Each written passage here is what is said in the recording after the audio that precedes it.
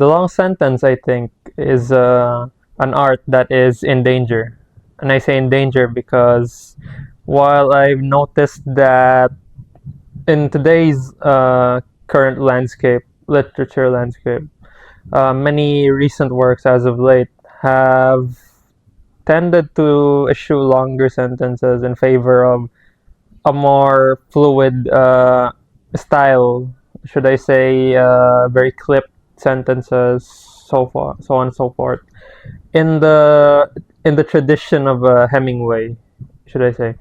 And I say that long sentences have become endangered is because I don't see many, from what I've at least based on experience. Like I haven't seen many authors do this enough, especially today. But with translated literature and all, we slowly get, at least from what I've seen of translated literature as of late, we tend to see a return to form almost. And while many people have found long sentences intimidating in general, not only in literature but also everywhere else, there's a kind of beauty. There's a beauty to the long sentence. And in this video, I'd like to expound on that with 5 books that I have over here. I'm gonna be picking a sentence at random. Well, I've marked off some sections of these books here, but I'm gonna be picking those sentences apart, and in an attempt to convince you all of the merit of the art of the long sentence, because it is an art that is underrated. And I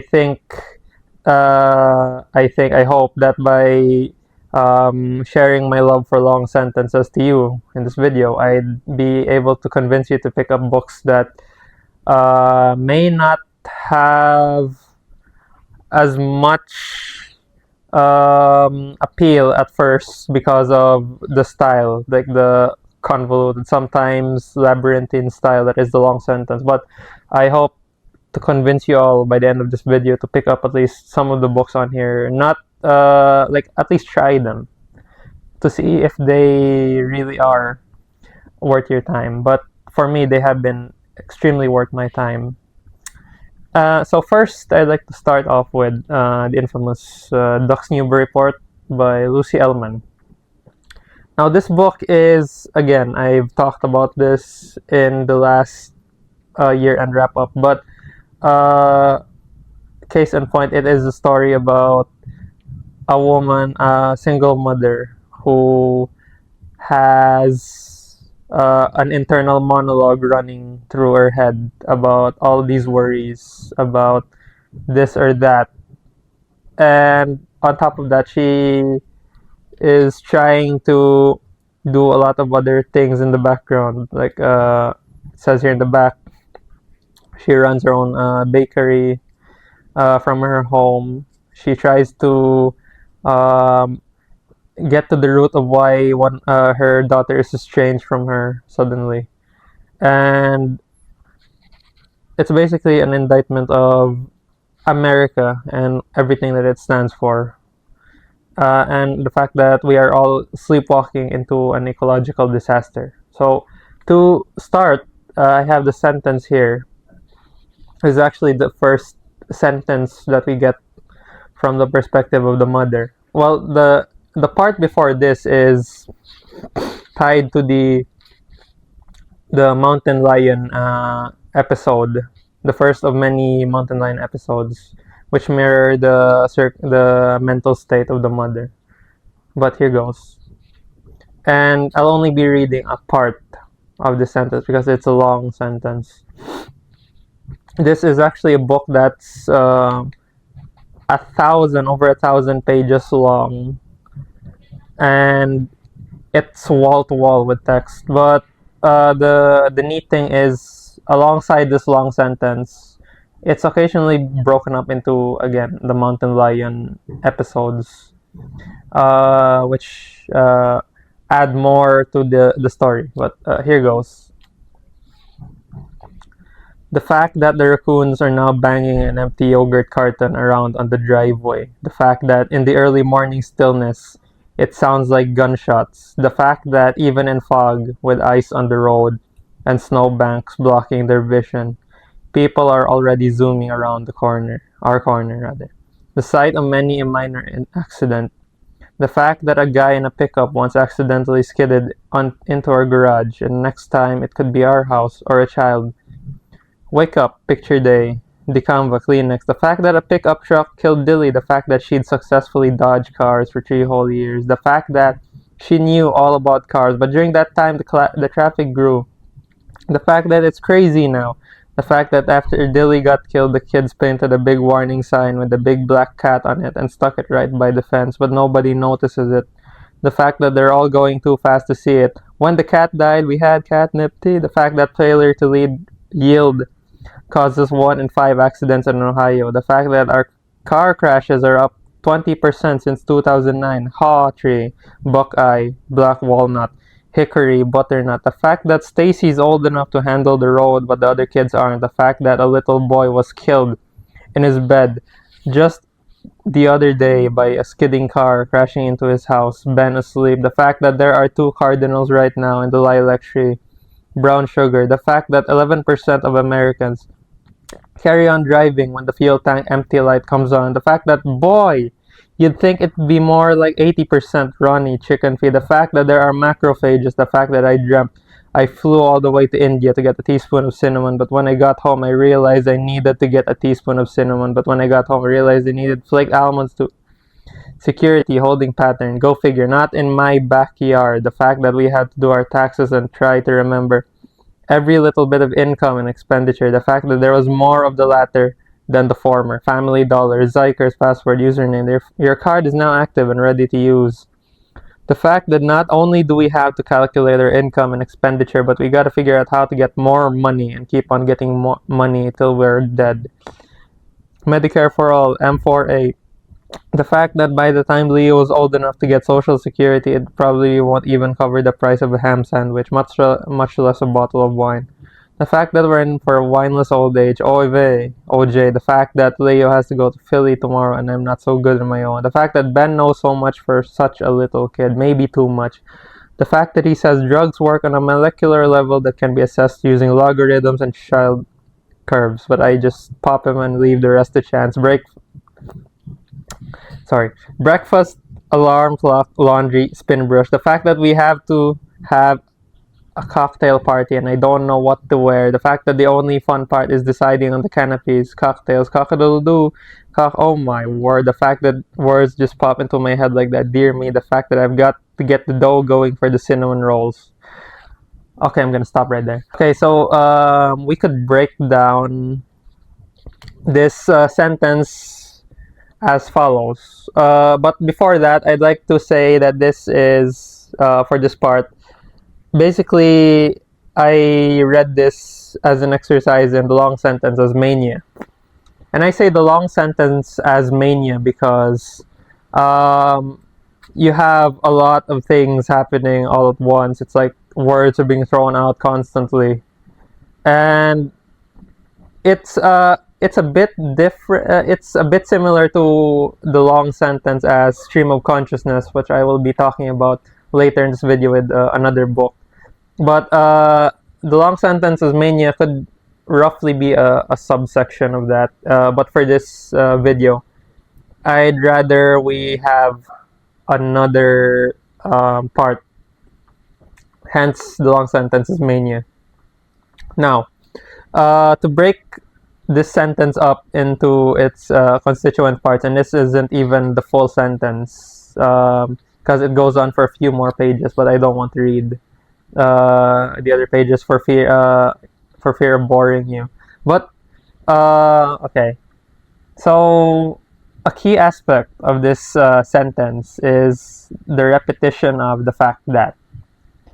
But another thing to note here is the absence of a period when there should be a period somewhere here because naturally a sentence has to end somewhere. But Elman actually had said that this was an intentional choice on her part, because she claims that she says that the human mind can only think in a continuous stream, as I've said, stream of consciousness. Hence, the reason why she hadn't had periods is because commas could signify a new thought, and sometimes thoughts are stacked on top of thoughts in a conveyor belt stream of whatever. And to bolster that further, we have the repetition of the fact that. The fact that is the anchor, actually, of this whole book. Every part of this book has the fact that what, A, B, C, D. It's actually been repeated almost 15,000 to 17,000 times throughout the whole book, depending on the sources that come up when you look for, when you search it on online. But roughly 15,000 to 17,000 times that phrase appears, and it's like a signifier almost of a new thought. But sometimes, for example, you have the fact that the raccoons are not buying an empty yogurt carton. That's one thought, but then after that, there's another, the fact that, but then after those scenes, you get isolated phrases. Wake up, picture day, the camp of Kleenex. It's like whatever she's thinking of in the moment, she's freewheeling with associations. Like the more she goes down rabbit holes, the more stuff appears out of nowhere. Like, for example, she has there's a very funny part here, that she just lets herself go on and on with these associations until she arrives at what she calls, like until she self-censors herself, because she must think that it's a dirty word. Okay, so this part, I don't know what to wear. The fact that the only fun part is deciding on the cannabis cocktails, cock-a-doodle-doo, cock, oh my word, see? That part is an example of this freewheeling thought associations of hers. And of course, these associations also have to do a lot with the themes of this book, which is it's like we're in this modern age, to depart a bit from the sentence. Like, in this modern age, isn't not common for our random thoughts to be intruded on by whatever we hear. Like, for example, you might be thinking about tomorrow, or what's happening yesterday when we hear an advert for a Subway commercial, or when we hear a jingle for this or that product, or a product placement. It's like those ads that you see in between YouTube videos. Like, the video is a representation of your thoughts, and the ad breaks are a representation of those interruptions in our daily cycle. So, in effect, what Elman set out to do here is establish the main aspect of this is that the narrator here, the woman, is falling into a kind of spiral, that the more thoughts she thinks about, the more it compounds, the more these thoughts compound into all these anxious fears for tomorrow, or for generations, even though she couldn't see that far into the future yet. But all these thoughts basically that she has is a kind of representation of her worries for her children, her worries for herself, her worries for a society, again, that's sleepwalking into ecological disaster. And it's also a reflection of it's a very apt representation of what might occur, or like the kind of feed that we are subjected to in this late stage capitalist society. So that's what I think of this sentence, and it's, keep in mind, I could go on and on about this sentence, but we could only uh, I could only leave it unexplored for now because I'd rather you um, have more insight on your own. Like I'd rather let you explore yourself, because this is quite a text for this day and age, as unconventional it is as it is. So that sentence again is my take on the long sentence as Mania. All right. So the next book I have here is Sable There Below by our most recent Nobel Prize laureate Laszlo Krasznahorkai.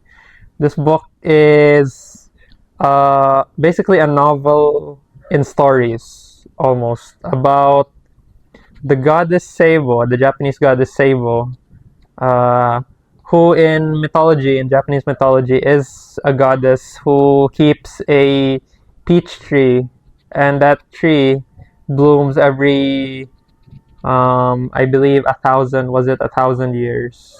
But like it blooms every 1,000 years, and this peach, when eaten, grants its user immortality.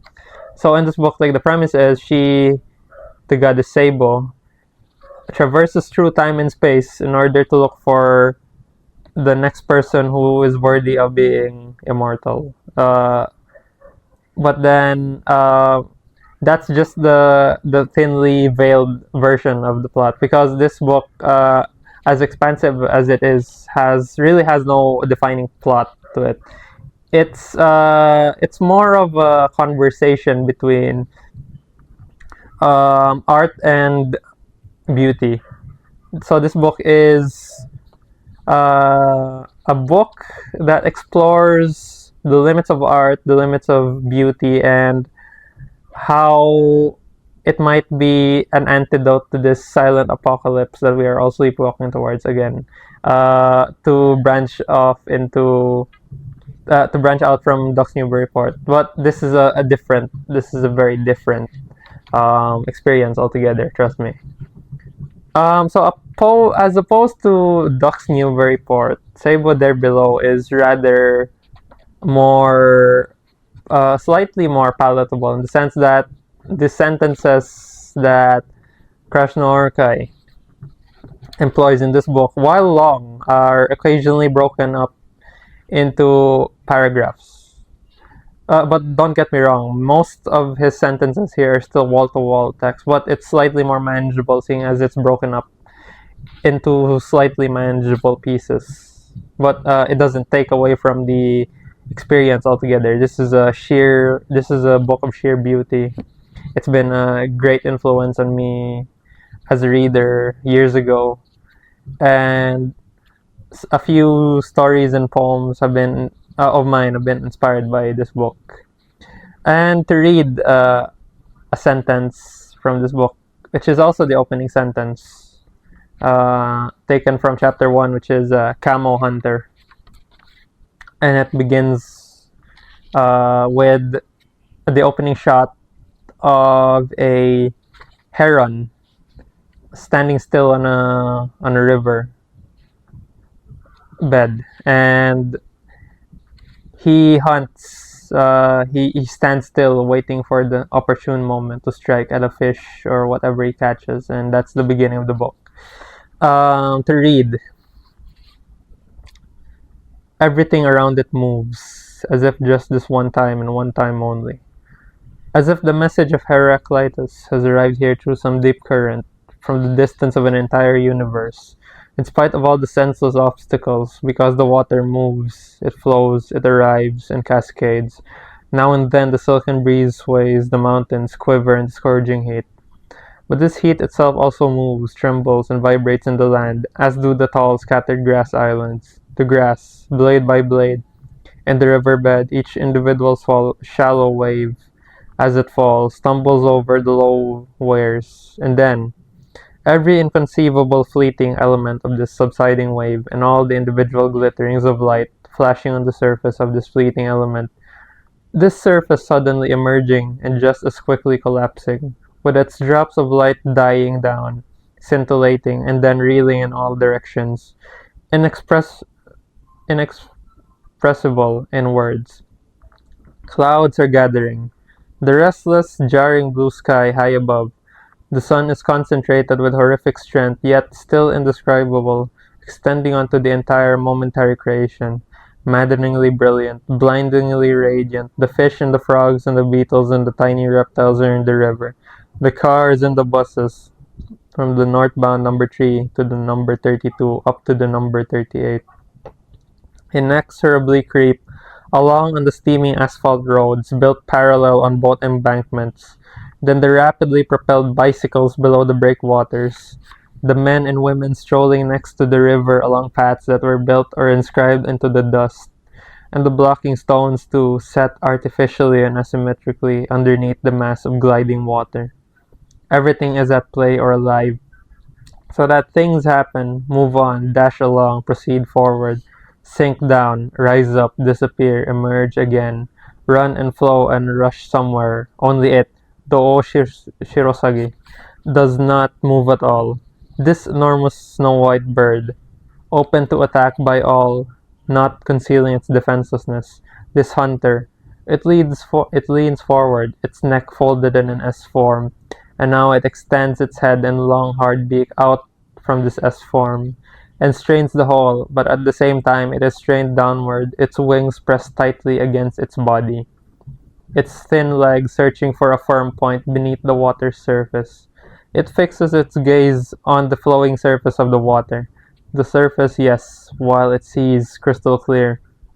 What lies beneath the surface down below, in the refractions of light, however rapidly it may arrive. If it does arrive, if it ends up there, if a fish, a frog, a beetle, a tiny reptile arrives with the water that gurgles as the flow is broken and foams up again, with one single precise and quick movement, the bird shall strike with its beak and lift something up. It's not even possible to see what it is. Everything happens with such lightning speed. It's not possible to see, only to know that it is a fish, an amago, an ayu, a huna, a kamotsuka, a mugitsuku, or an unagi, or something else. And that is why it stood there, almost in the middle of the Kamo River, in the shallow water. And there it stands, in one time, immeasurable in its passing, and yet beyond all doubt extant, one time proceeding neither forward nor backward, but just swirling and moving nowhere, like an inconceivably complex net, cast out into time. And this motionlessness, despite all its strength, must be borne and sustained. It would only be fitting to grasp this simultaneously, but it is precisely that, this simultaneous grasping, that cannot be realized. No, so it remains unsaid, and even the entirety of the words I want to describe it do not appear, not even the separate words, yet still the bird must lean upon one single moment all at once, and in doing so, must obstruct all movement. All alone, within its own self, in the frenzy of events, in the exact center of an absolute, swarming, teeming world, it must remain there, in this cast-out moment, so that this moment, as it were, closes down upon it, and then the moment is closed, so that the bird may bring its snow-white body to a dead halt in the exact center of its furious movement, so that it may impress its own motionlessness against the dreadful forces breaking over it from all directions, because what comes only much later is that, once again, it will take part in this furious motion, in the total frenzy of everything, and it too will move, in a lightning-quick strike, together with everything else. For now, however, it remains within this enclosing moment, at the beginning of the hunt. So that was the opening sentence of this book. And for this section, I'm calling it the long sentence as mood setter. And this is an effective mood setter. From the get-go, you have Krasnohorkai establishing the setting, the river, and by being as abstract as possible, he employs defamiliarization in order to set the scene. You have You have the line, everything around it moves, just as if just this one time and one time only, as if the message of Heraclitus has arrived here through some deep current. So this is how you know that the setting is a river. Um, you have the fact that everything around it moves. Everything around a river moves. You also have Heraclitus, and we know that Heraclitus coined the adage, "Nobody crosses the same river twice." So, in effect, what happens in this river could not happen again. Uh, from the distance of an entire universe, in spite of all the senseless obstacles, because the water moves, it flows, it arrives, it cascades. So we get the onrush of water, the movement, the silken movement of water, what it tells about the universe, like this cosmically charged beginning, and it is continued. It's cut off by a semicolon here after, and then we get the abstract made concrete now and then. The silken breeze sways, the mountains quiver in the scourging heat, but this heat itself also moves, trembles, and vibrates in the land. So you're not only getting the river, you're also getting the surroundings. You have the mountains, the silken breeze, the heat, the quivering heat. He gives the heat such a personality of its own, as if the heat were alive alongside the mountains, alongside the river, alongside the silken breeze. It is nature personified. And after he sets up this abstract to concrete flow, he ends with another semicolon, and then he has another sentence fragment that could very well be its own sentence, because Krasnohorkai, his style is sentences, complete sentences that stack up, stuck, rather like he has these sentences that stack and stack and stack. Like just when you think it's over, he stacks another sentence. He attaches another sentence with a semicolon, as if he's connecting bridges between these sentences that could very well be as if he's like forming this bridge to other sentences, when those sentences are like islands and the semicolons act as bridges, and in effect we get this architecture of islands upon islands connected through bridges, as if they were, which effect makes this sentence a kind of archipelago of its own, albeit connected by river, connected by bridges.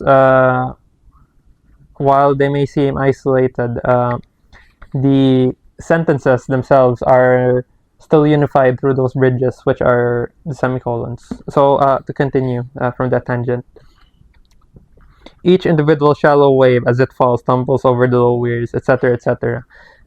Krasnohorkai continues with the river. He gives us a view of the water, a view of everything on the surface, the way the water glitters in the light flashing on the surface, how the surface is in constant shift, how the surface collapses just as quickly as it emerges in and out of itself, the drops of light dying down, scintillating, reeling in all directions.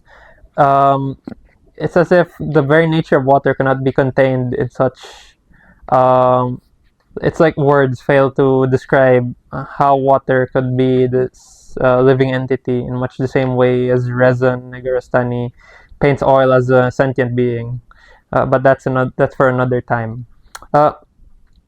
Okay, and another semicolon. The restless, jarring blue sky above, the sun is concentrating. Okay, so this is just a single line here before the semicolon stops. So it's like another complement.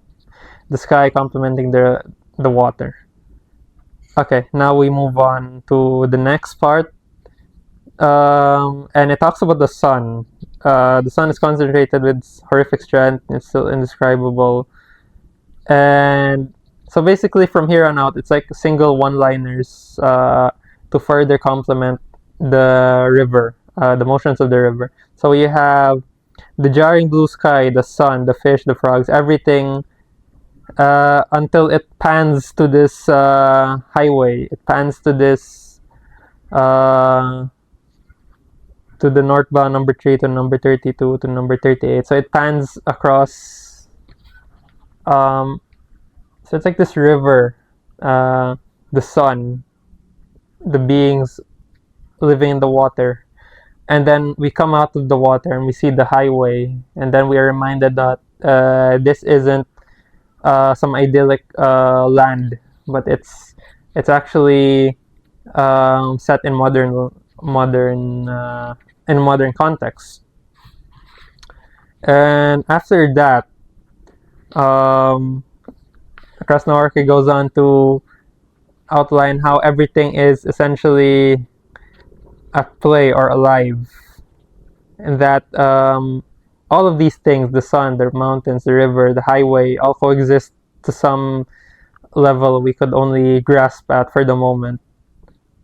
And then he comes to the heron in question, the Oshirosagi, the white heron, who moves who doesn't move, who remains folded in an S form, because like a heron assumes a stance in which to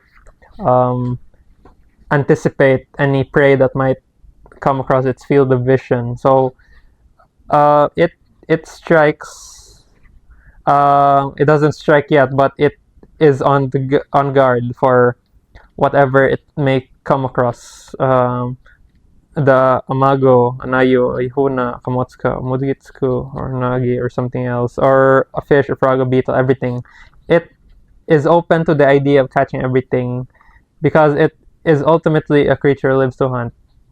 And that is where the sentence ends. The bird still trapped in this form, the bird thinking about the prey that it might catch under the river, underwater rather, like when it strikes at the pond, the still river. And it ends with the heron, basically still folded in that S form, still the beginning of the hunt, still anticipating. And what a mood setter this has been. And basically, that sentence as a mood setter is its function is, apart from drawing the reader in, it could also introduce some idea as to what to expect from a book of this scope. And from that sentence, we could tell that this is a book that deals a lot with introspection, a book that tries to bridge the cosmic and the earthly into one inconceivable entity. And the fact that it ties along so much with the like, it complements the summary in the beginning, the fact that Sabo is careening through time and space in order to look for the rightful heir to her golden immortal peach, that only comes around every once in 1,000 or 10,000 years maybe. So yeah, this is the long sentence as mood setter.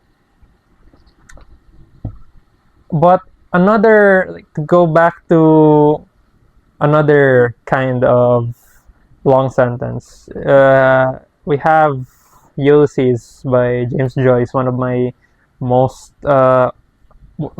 if not my favorite book of all time. Ever since I read it some time ago, 2021 it was. And to illustrate what I mean by a different kind of long sentence, I wanted to go back to the last episode in the Ulysses, which is of course the Penelope episode, where Molly Bloom and her thoughts are in full display. And of course, as with Duck's Newbury Report, I'm not going to be reading the entire sentence, because this section is actually one sentence long, worth around 5,000 words, I believe, or a bit less, a bit more. So yeah, I'm gonna start reading this section. Yes, because he never did a thing like that before, as asked to get his breakfast in bed with a couple of eggs since the City Arms Hotel, when he used to be pretending to be laid up with a sick voice doing his highest highness to make himself interesting to that old faggot Miss Riordan that he thought he had a great leg of, and she never left us a farthing, all for masses for herself and her soul. Greatest miser ever, was actually afraid to lay out 4D for her methylated spirit, telling me all her ailments. She had too much old chat in her about politics and earthquakes and the end of the world. Let us have a bit of fun first. God help the world if all the women were her sort down on bathing suits and low necks, of course. Nobody wanted her to wear. I suppose she was pious because no man would look at her twice. I hope I'll never be like her. A wonder she didn't want us to cover our faces. But she was a well-educated woman, certainly, and her Gabby talk about Mr. Riordan here and Mr. Riordan there. I suppose he was glad to get shut off her and her dog smelling my fur and always edging to get up under my petticoats, especially when especially then still I like that in him, polite to old women like that. And waiters and beggars too, he's not proud of nothing, but not always, if ever he got anything really serious the matter with him. It's much better for them to go into a hospital where everything is clean, but I suppose I'd have to bring it to him for a month. Yes, and then we'd have a hospital nurse next thing on the carpet, have him staying there till they throw him out. Or a nun, maybe, like the smutty photo he has. She's as much a nun as I'm not, yes, because they're so weak and pulling. When they're sick, they want a woman to get well. If his nose bleeds, you'd think it was oh tragic. And that dying-looking one off the South Circular, when he sprained his foot at the choir party at the Sugarloaf Mountain, the day award that just mistack bringing him flowers, the worst ones she could find at the bottom of the basket at all, to get into a man's bedroom with her old maid's voice, trying to imagine he was dying on account of her, to never see thy face again, though he looked more like a man with his beard, a bit grown in the bed, father was the same. Besides, I hate bandaging and dosing. When he cut his toe with a razor, paring his corns, afraid he'd get blood poisoning. But if it was a thing I was sick, then what'd see what attention only, of course. The woman hides it not, to give all the trouble they do. Yes, he came somewhere, I'm sure, by his appetite anyway. Love it's not, or he'd be off his feet thinking of her, so either it was one of those night women, if it was down there. He was really in the hotel story he made up. A pack of lies to hide it, planning it. Heinz kept me. Who did I meet? Ah, yes. I met, do you remember Menton and who else? Let me see, that big babby face. I saw him and he not long married, flirting with a young girl at Fool's Mariorana, and turned my back on him when he slinked out, looking quite conscious what harm, but he had the impudence to make up me. One time, well done to him, mouth almighty, and his boiled eyes of all the big stupos ever met. And that's called a solicitor, only for I hate having a long wrangle in bed, or else if it's not that, it's some little bitch or other he got do. Yes, he got in with somewhere or picked up on the sly if they only knew him as well as I do. Yes, because the day before yesterday was scribbling something, a letter, when I came into the front room for the matches to show him Dinham's death in the paper, as if something told me, and he covered it up with a blotting paper, pretending to be thinking about business. So very probably that was it, to somebody who thinks she has a softie in him, because all men get a bit like that at his age. And I'll have to cut it there. So basically, this section is the one that I was referring to, the long sentence as stream of consciousness, and it can't get any more stream of consciousness than this. Well, of course, Joyce in this book, this famous book, employs a variety of stream of consciousness tactics in order to get at or illustrate the internal the internal memoryscape of each character. We specifically get this kind of style for Molly. And for me to illustrate the kind of style for Molly's dialogue, it's it's a constant stream of these thoughts. No punctuation, no anything. just straight thought, and it's not, well, it could be an extension of the the long sentence as Mania, but it's quite different, this one, I think, because here it's just Molly thinking. She's not even it doesn't exhibit the same kind of mania as the narrator in Ducks Newbury Port, but it's still it's still a different kind of stream of consciousness in that um, it's more, I think it's more free, not in the sense of free association here, that's kind of uh, constructed by Elman, but here it kind of feels more natural because you have the thoughts of Molly, sometimes cutting out, sometimes she leaves the thought at a preposition, and there's no uh, comma or anything to separate the thoughts between each other, and you get the sense that Joyce, when he's writing this section, he he's trying to get at the essence of Molly as a character. Like you get to see her jealousies. You see her the way she thinks that basically Leopold Bloom is trying to make her jealous, and then she, in between those sections, tries to remember what she did, who she was talking to before, and all of these events are not bridged by any clear motive. They just randomly pop in and out of existence, much the same way as the whack-a-mole things, like pop in and out of their holes in an arcade machine. And it's also a bit different from Krasnorka because this, again, is pure thought, and it's not connected by any. It doesn't connect from a seamless. Should I say a seamless? It doesn't connect at a known joint. Like it's all these seamless. It's very seamless to a point, but then once you look at it closer, you'll realize there are a lot of hairline cracks in what is essentially on what appears to be a seamless surface. So you get the thought, like for example, yes, he never did a thing like that before us to get his breakfast.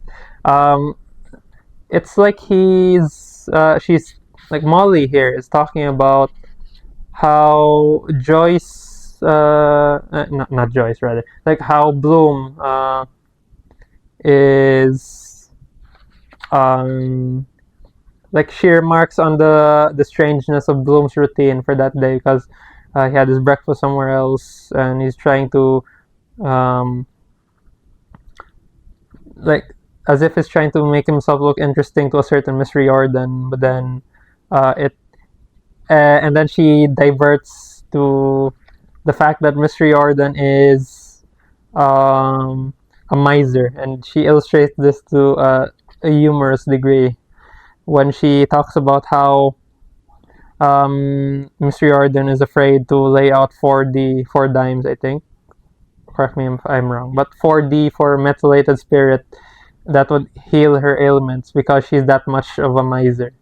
And then she talks about how if women were like Miss Riordan, then so God help the world. And she talks about how she doesn't like to be like Miss Riordan, and then it shifts suddenly to the dog, Miss Riordan's dog smelling the fur. I believe a fur neck thing, like a fur scarf, I think, or a mink scarf, maybe. I'm not too sure, but like it, you get these shifts, these jarring shifts in between thoughts, but not it still employs the kind of thought association we've seen in Ducks Newbury Port, but kind of slightly different in that the thoughts here are come out of nowhere, whereas well, both of those books have thoughts that come out of nowhere, but in here specifically, it's like you have to pay a bit more extra attention in order to gauge which part of the thought ends and which where one thought ends and another begins.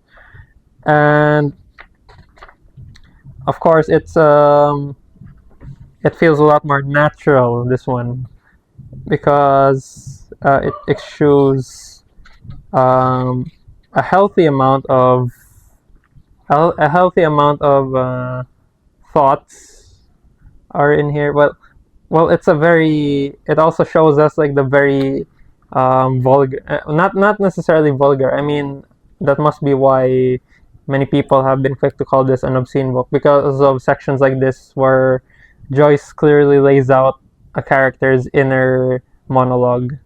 But the way that Joyce constructed the inner monologue here is to make Molly more human, to show us that Molly is like us, that she thinks dirty thoughts, that she has jealousies, that she finds jealousy in the fact that her husband might be putting on a show for someone when in fact she like that. We find her hypocritical at points, because who is she to think about these thoughts when she also cheats on Bloom with Blazes Boylan for some reason.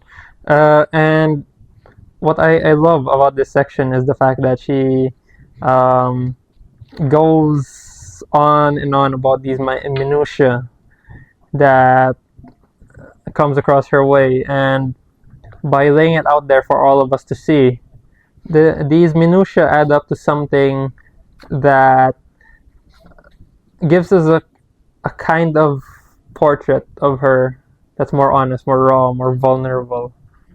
And that's the long sentence as stream of consciousness. And the next book we have is one that I finished recently, I think 2 days ago, which is Jose Saramago's Death with Interruptions.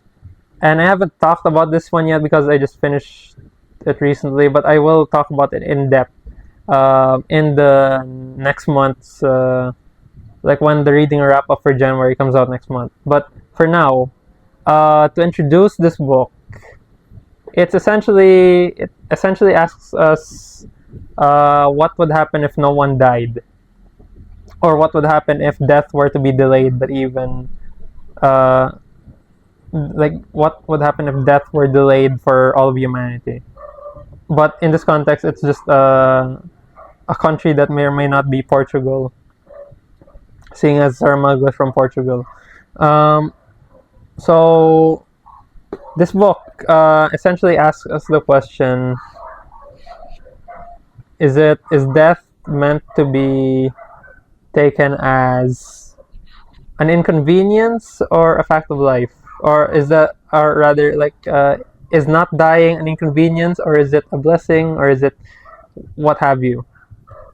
And it's as much as it is about death, it's also about the fact that things go wrong in a situation like this. That death is I could say like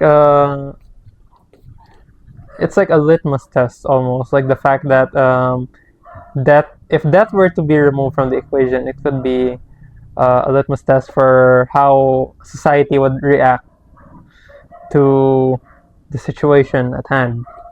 And to illustrate with a long sentence, I'm going to be reading a section here. And to contextualize this section, this is a weird section in the book, because there's a section in here that's basically about a spirit debating with a philosopher, and the spirit comes from, like, the spirit is resting at the top of an aquarium, and the spirit and the apprentice philosopher debate on the nature of life and death. So to start, the apprentice okay, wait, hold on. So I'm going to be reading two different kinds of long sentences here, but I'm just gonna be denoting like the full stop. Okay, just to add more substance to this one other isolated sentence. This is what the spirit hovering over the water of the aquarium asked the apprentice philosopher. Have you ever wondered if death is the same for all living beings, be they animals, human beings included, or plants, from the grass you walk on to the 100-meter tall Sequoia dendron giganteum? Will the death that kills a man who knows he's going to die be the same as that of a horse who never will? Full stop. And it went on. At that point did the silkworm die after having shut itself up in the cocoon and bolted the door. How it was possible for the life of one to have been born out of the death of another, the life of the moth out of the death of the worm, and for them to be the same but different? Or did the silkworm not die because the moth still lives? Full stop. The apprentice philosopher replied, the silkworm didn't die, but the moth will die after it has laid its eggs. Well, I knew that before you were born, said the spirit hovering over the waters of the aquarium. The silkworm didn't die. There was no corpse inside the cocoon when the moth had left, but as you said, one was born out of death, and of the other, it's called metamorphosis. Everyone knows that, said the apprentice philosopher condescendingly. That's a very fine-sounding word, full of promises and certainties. You say metamorphosis and move on. It seems you don't understand the words or the labels we stick on things, not the things themselves. You'll never know what the things are really like, nor even what their names are, because the names you gave them are just that. The names you gave them. Which of us is the philosopher? Neither you nor me. You're merely an apprentice philosopher, and I am merely the spirit hovering over the water in the aquarium. We were talking about death. No, not about death. About deaths. What I asked was why it was human beings that aren't dying, but other animals are. Why is the non-death of some not also the non-death of others? When the life of this goldfish ends, and I should warn you that won't be long in coming if you don't change this water. Would you be able to recognize in its death that other death from which at the moment, for reasons you don't know, you appear to be immune? Before, in the days when people died, on the occasions when I found myself in the presence of people who had passed away, I never imagined that their death would be the same death I would one day die. Because each of you has his or her own death, you carry it with you in a secret place from the moment you're born. It belongs to you and you belong to it. And what about animals and plants? Well, I suppose it's the same with them. Each one with its own death? Exactly. So there are many deaths, as many as all the living beings that have existed, do exist, and will exist. In a way, yes. You're contradicting yourself, exclaimed the apprentice philosopher. The deaths that oversee each individual are, so to speak, deaths with a limited lifespan, subaltern deaths who die along with the thing they kill, but above them will be a larger death, the one that has been in charge of human beings since the dawn of the species. So there's a hierarchy. Yes, I suppose so. As there is for animals, from the most elementary protozoan to the blue whale, for them too. And for plants, from diatoms to a giant sequoia, which, because it's so big, you mentioned before with its Latin name. As far as I know, the same thing happens with them. So each thing has its own personal, transmittable death, yes. And then two more general deaths, one for each of nature's kingdoms. Precisely. And that is where it ends, the hierarchy of responsibilities delegated by Thanatos. Scratch that. And that is where it ends, the hierarchy of responsibilities delegated by Thanatos? Asked the apprentice philosopher. If I go as far as my imagination can reach, I can see another death, the last supreme death. What death is that? The one that will destroy the universe, the one that really deserves the name of death, although when that happens, there will be no one to pronounce its name.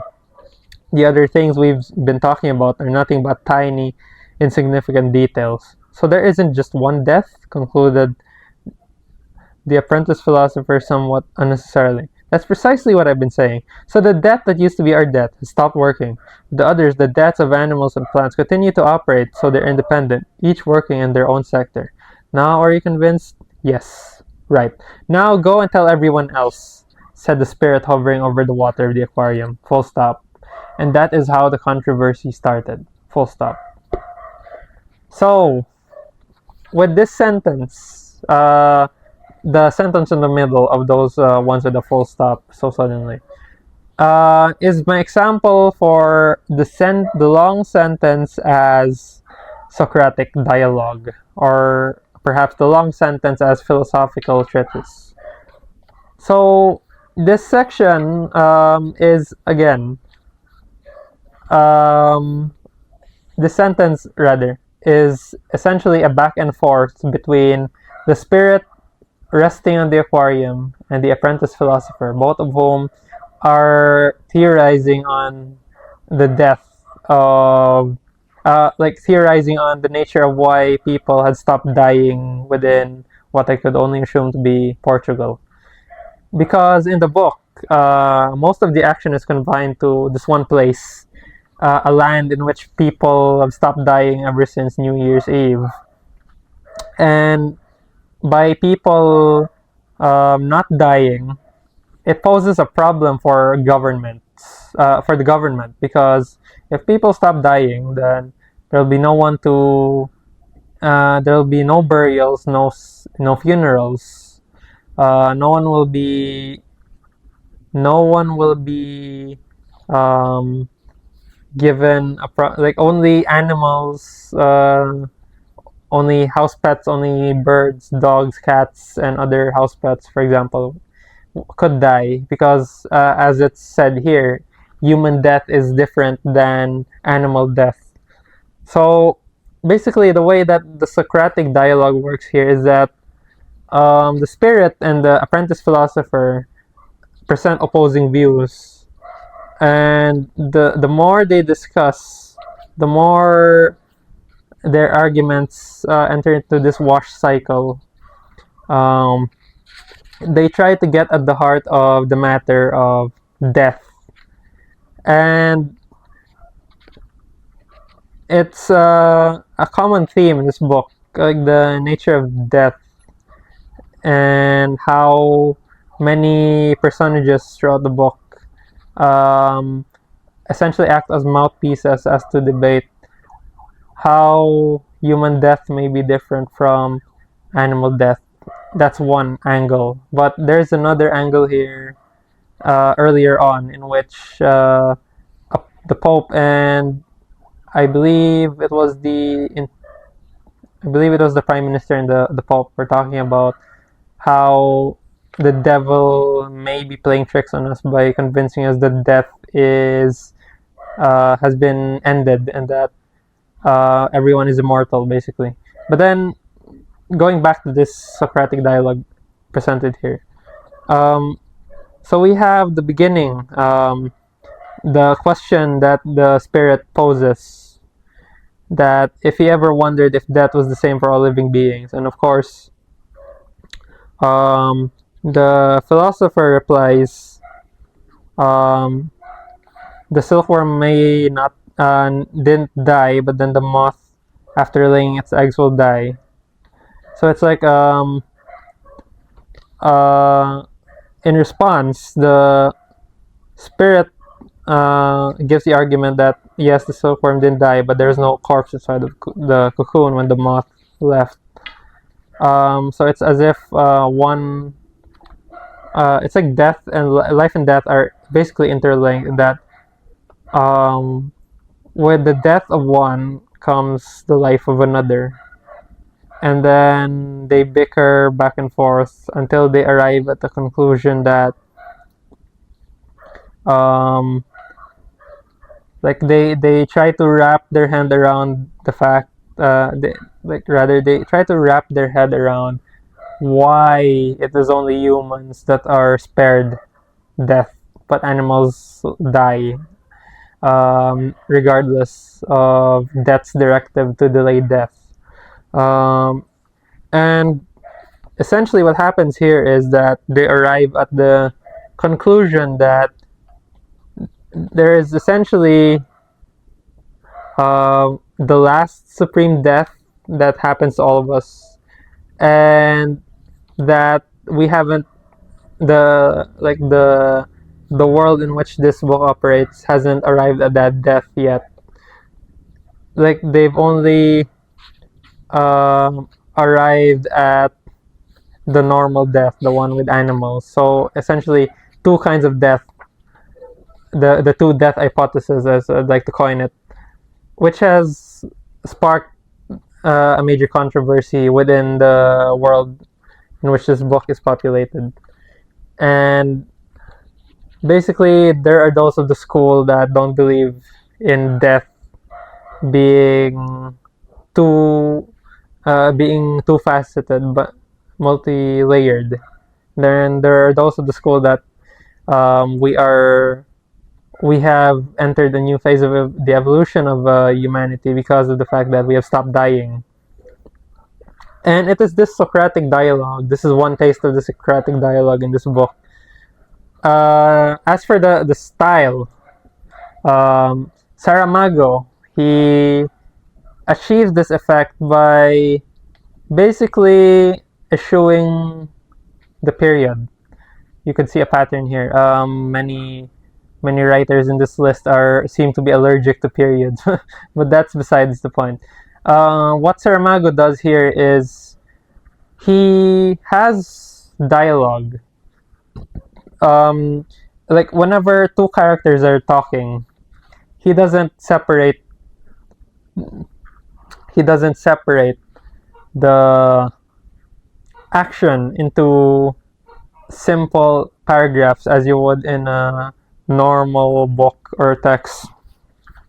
Not even in a not even quotation marks are present in this book, because he's going for a kind of free indirect discourse that doesn't rely on a kind of fragmentation, the standard indent hyphen, indent separate, that kind of thing.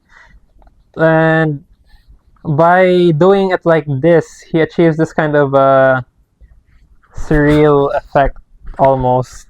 Well, the situation itself is surreal enough, the spirit debating with an apprentice philosopher, but it's made more surreal by the fact that he does not he opts not to use he opts not to use like separate paragraphs.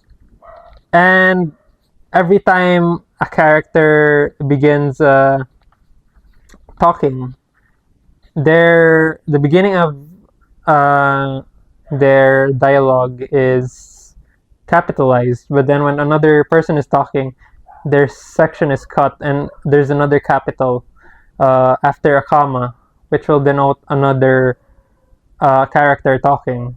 So the effect is just walls of text with that are supposed to be dialogue, which might read a bit trickily at first, but the more you read it, you'd understand it, I think.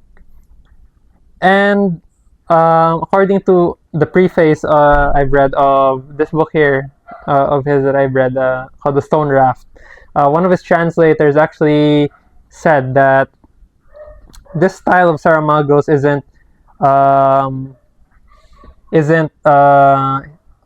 random, isn't just jumbled nonsense. It actually serves a purpose because Saramago has been influenced by medieval texts, and if we look at, say, any page of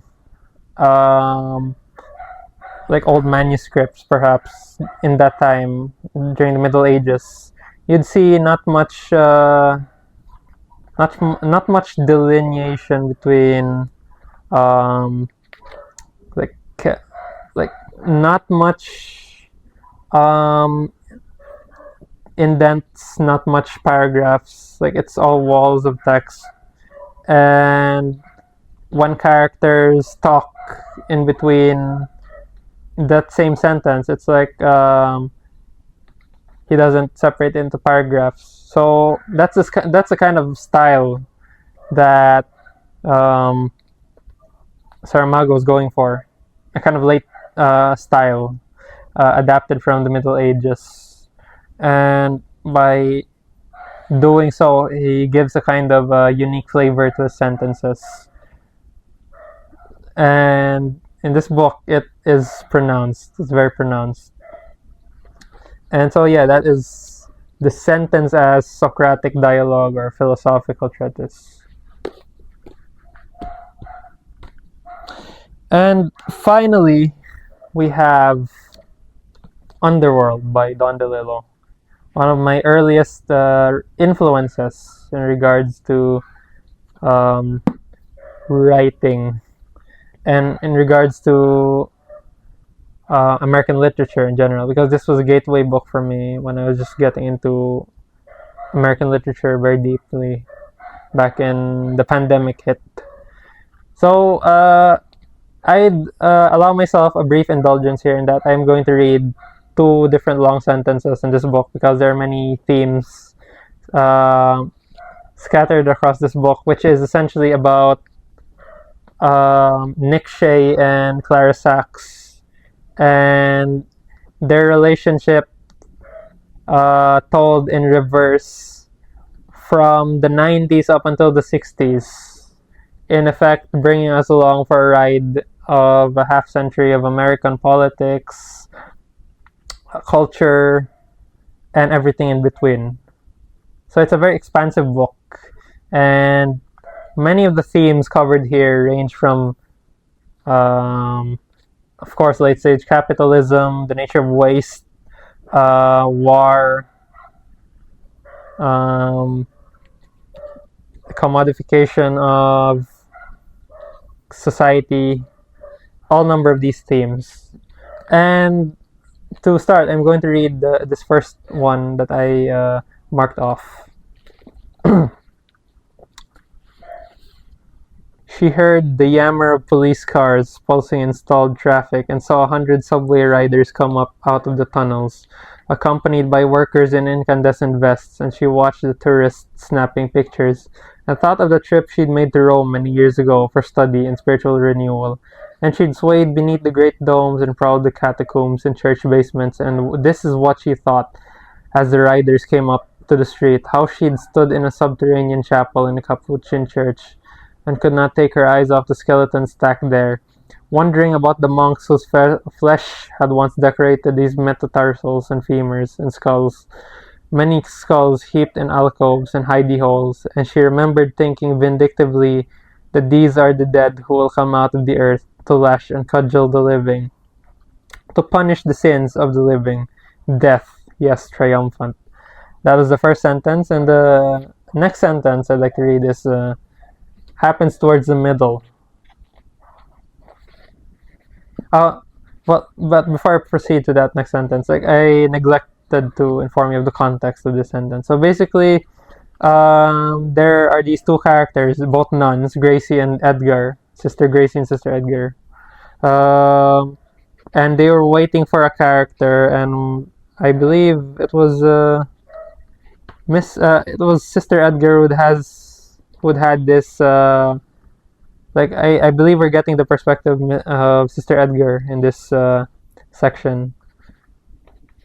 So yeah, that was the first sentence, and then the next sentence I'd like to read is this here, which is the part when Clara Sachs and a guy called Miles watch a movie called Unterwelt by a supposed film, a film supposedly attributed to Sergei Eisenstein, one of the brilliant directors of the 20th century, early 20th century cinema. And it reads as follows. She thought of the prehistoric reptiles that came mutating out of the slime and the insects with chromosome damage, poking from the desert near some test site. ants the size of bookmobiles. These were movies for the drive-ins of the 50s. A boy and a girl yanking at each other's buckles and snaps while the bomb footage unfurls. And the giant leeches and scorpions appear on the horizon, all radioactive and seeking revenge. And the fleeing crowds, of course, because in the end these creatures not only come from the bomb, but displace it. And the armies mobilize and the crowds flee and the sirens wail like sirens. So that was the second sentence. So basically, what I've illustrated with those sentences, those long sentences, have been that they seem to be thematic conduits. So this is in effect the long sentence or sentences as thematic conduit. And to start with the first sentence, to glean from the themes, inherent themes in sentence 1. So again, we go back to Sister Edgar, who claims to hear the yammer of police cars in stalled traffic, and then she sees subway riders come out of the tunnels. And she is brought back to her time in Rome many years ago, in which she studied, and then she frolicked around the great domes and prowled the catacombs and the basements of churches. And that was what came up as she saw the crowds tumble out of the subway. So a theme here is death. Again, to branch out from death with interruptions, but in a different way. A theme here is the nature of death and how society is depraved and morally decayed under the surface. And she is also somewhat paranoid as well. There's a bit of paranoia here, which is justified by a later episode in which Sister Edgar, when we flash back to her story sometime in the 60s, when Sister Edgar was a bit younger, she was part of this. I think she worked on an orphanage before, in which she gave lessons to children on what to do in the event of a nuclear wasteland or nuclear apocalypse, in which he drilled the students on what to do if a nuclear warhead were to evaporate the city, New York, in about a few hours. And she tells them to duck. She tells them to be afraid. She instills fear in the hearts of these children. And it shows in this flash forward, which is actually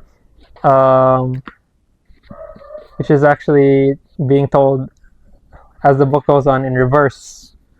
And she thinks about how she stood in a subterranean chapel in a church and could not take her eyes off the skeletons, and she wonders where the flesh of those monks were used to be stacked on top of the like the ceilings. She wonders how she remembered thinking that these bones here are the remnants of the dead who will come out of the earth to lash and cudgel the living, to punish the sins of the living. Triumphant death.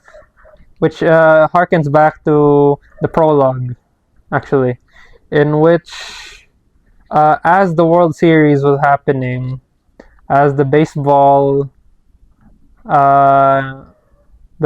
from the shot heard around the world traveled across the stadium and across the airwaves, as the announcers were ecstatic, J. Edgar Hoover receives word that there had been a missile test somewhere in an undisclosed part of the States. He received word of another nuclear test whispered into his ear by his right-hand man, I think it was. And while the people were celebrating in the stadium, pamphlets bearing Peter Bruegel's The Triumph of Death were scattered around the stadium for some reason. and I think it tied back to that, the theme of death as a triumph. And that's what I have for this sentence. As for the other sentence, going back to the context, I mentioned Clara Sachs, one of our main characters, and a guy called Miles, who she was seeing at the time in the flash forward, which is actually in fact going backwards, oddly enough. She and Miles watch a film called Underworld, which is the underworld of this book. That is this book, in much the same way that Infinite Jest is a film, and the book by David Foster Wallace. Now that I think about it, like they watch a movie called Underworld, and this film is supposedly a film that is found several decades after Eisenstein passed on, and that film has been attributed to him, though it's not at all confirmed, but it's widely thought to be by him. And as she watches the movie, she thinks about again, she thinks about the end times almost. It's like she